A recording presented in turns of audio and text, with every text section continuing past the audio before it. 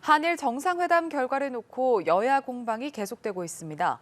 민주당은 국정조사를 검토하기로 했고 여당은 이를 반일몰이라고 맞받았는데요. 네, 여야 충돌은 국회 외교통일위원회에서도 이어졌습니다. 국회 연결합니다. 나경열 기자. 네, 민주당은 윤석열 정부가 굴욕 외교를 추진해놓고 이를 자화자찬하는 모습까지 보인다며 제정신이냐고 비판했습니다.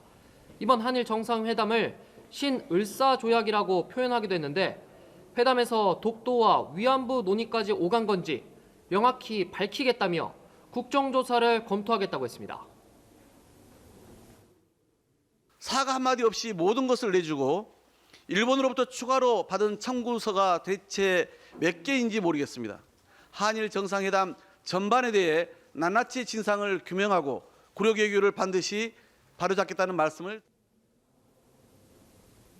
국민의힘은 이 같은 민주당 공세를 반일몰이로 규정했습니다.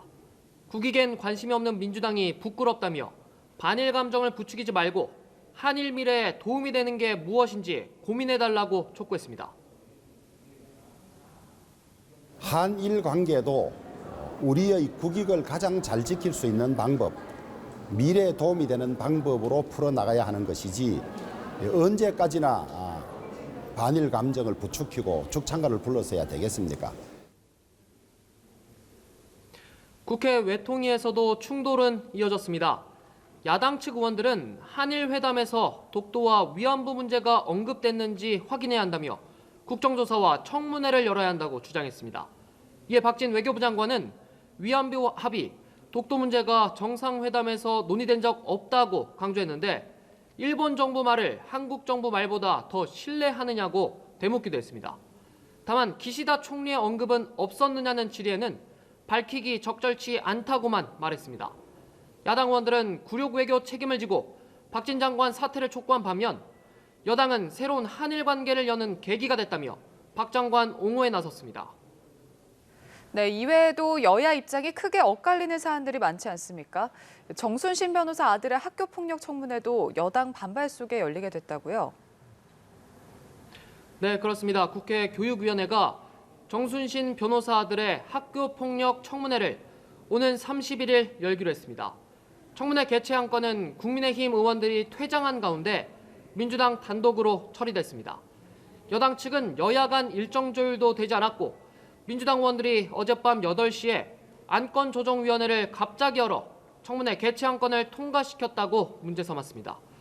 청문회 개최 의결 과정은 무효라고 주장한 건데 야당 측은 회의가 열릴 수 있음을 사전에 충분히 알렸다고 설명했습니다. 청문회는 정 변호사 등 증인 20명과 참고인 2명이 출석할 예정입니다. 국회 과방위에선 공영방송 이사회 구성과 사장 선임 절차를 바꾸는 내용의 방송법 개정안 본회의 직회부가 결정됐습니다. 본회의 부의 안건에 반대하는 국민의힘 의원들은 직회부 여부를 묻는 투표가 시작되자 회의장에서 퇴장했고 야당 측 의원들만 표결에 참여했습니다. 투표한 12명 모두 찬성표를 던졌습니다. 여당 측은 민주당의 방송을 만드는 법이라고 반대해왔고 야당 측은 정치 권력으로부터 방송을 독립시키기 위한 법이란 입장이었습니다. 방송법 개정안은 법사위에 100일 넘게 계류 중이어서 상임위 제적의원 5분의 3 동의로 직회부 의결이 가능했습니다. 여당은 법안이 본회의를 통과하더라도 대통령 거부권을 건의할 방침입니다. 지금까지 국회에서 전해드렸습니다.